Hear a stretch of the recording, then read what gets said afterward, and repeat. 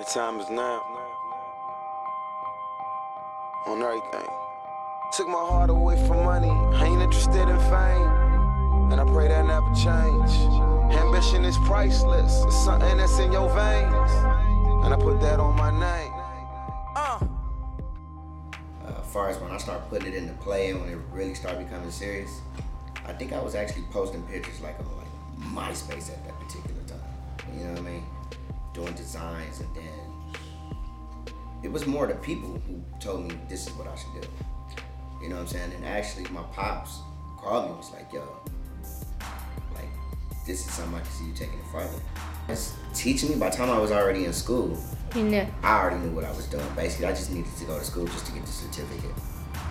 And when I was in school, I was actually teaching some of the students while I was in school.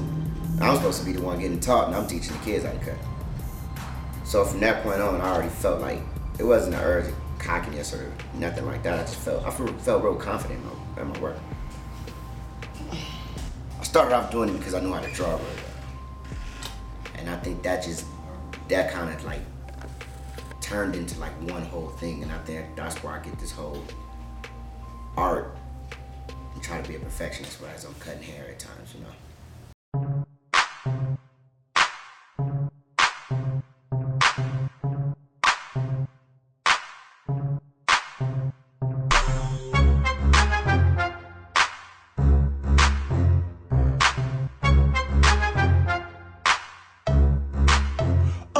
When I entered the world and took my first breath of air, the doctor gave me a blunt and a 40-ounce of beer, sat me in the chair, told me to prepare for the worst. He said, life can be good.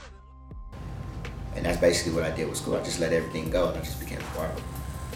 I prefer everybody to go there. John Wesley, seeing people, you know, mess up people's head to clowning around and, you know, college. At the end of the day, it was still college. It was fun. One of the best experiences I ever did. My first celebrity who I was cutting at that particular time, I would say probably YG. The reason why I would say YG is because at that time, I was cutting my boy, but at the time he was 15, he used to always be like, yo, hey man, you should come to my shows. You know, come to my shows, man, you should come to my shows.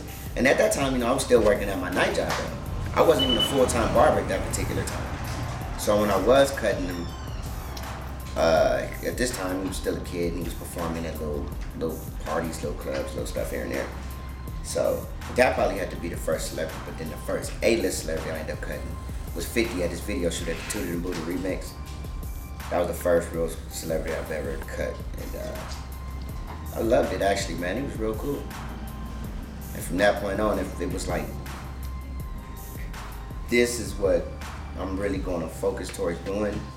But at the same time, I always got to stay home because the barbershop is what makes you. I think the people is what makes you, you know what I'm saying? Because it's not just about,